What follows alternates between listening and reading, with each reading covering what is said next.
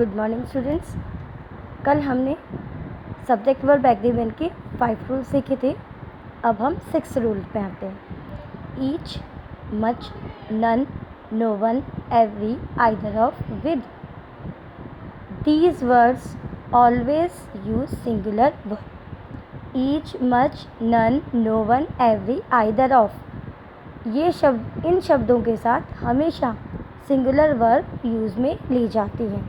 No one mean singular, इसके साथ में सिंगुलर वर्ब आएगी। ईच बॉय, ईच सिंगुलर, तो सिंगुलर वर्ब यूज़ में है।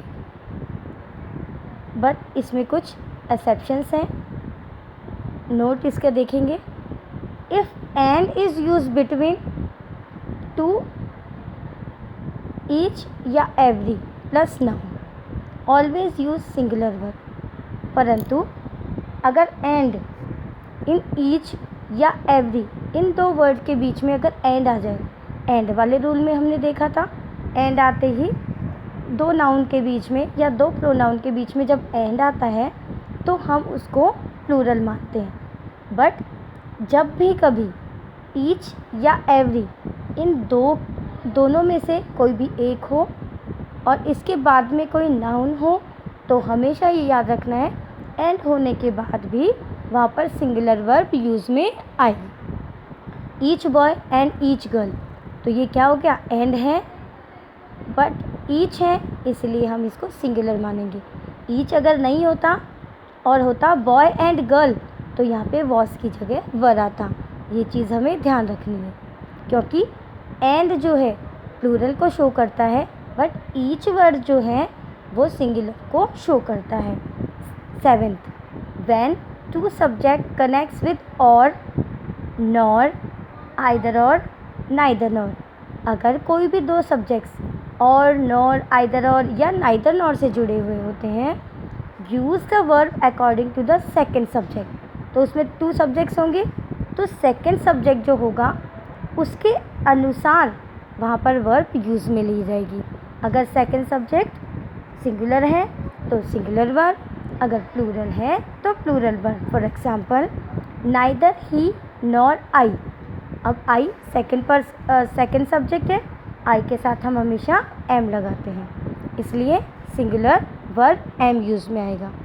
आइदर हरी और हिज फ्रेंड्स, तो अब हिज फ्रेंड्स क्या है, प्लूरल, तो प्लूरल होने की वजह से यहाँ पर क्या आ जाएगा, है।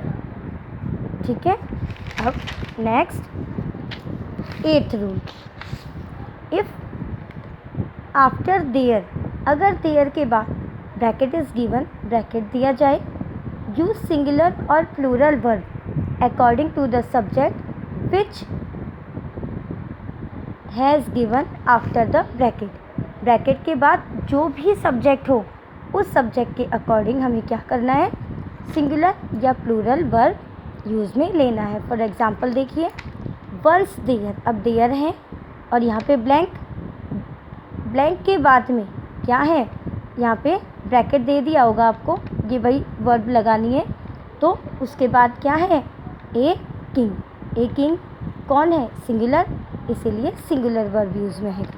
अब इसके बाद में देखिए, देयर आ गया, यहाँ पर कुछ नहीं है। 5 बुक्स क्या है, प्लूरल, इसलिए यहाँ पे क्या लिखेंगे, प्लूरल वर्ब यूज़ में लेंगे। तो ये ध्यान रखना है, देयर के बाद में अगर ब्रैकेट में वर्ब है और उसके बाद जो सब्जेक्ट है उसके अकॉर्डिंग सिंगुलर या प्लूरल वर्ब यूज़ में आएंगी।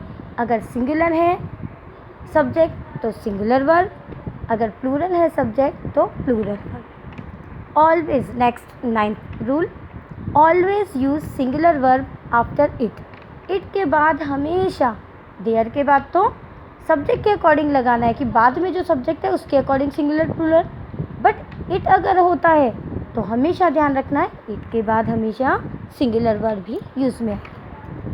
10th rule, always use singular verb after physics, news, economics, wages, means, arms, innings, etcetera words. हमेशा ध्यान रखना है कि physics, news, economics, wages, means, arms, innings के बाद हमेशा सिंगुलर वर्ब ही यूज़ में आती है। यूज़ ली जाती है। Next, always use plural verb after cattle, people, police, dozen etcetera. Cattle, people, police, dozen ये प्लूरल वर्ड्स होते हैं और इसीलिए इनके साथ हमेशा प्लूरल वर्ब भी यूज़ में ली जाती है। द कैटल, तो कैटल में सभी प्रकार के जानवर आ जाते हैं, जैसे मवेशी वाले, बकरी, गाय, भैंस, तो ये क्या हो गए, प्लूरल वर्ड होता है। इसके बाद हमेशा प्लूरल वर्ब भी यूज़ में ली जाती है। Next 12, when two subject connect with not only but also.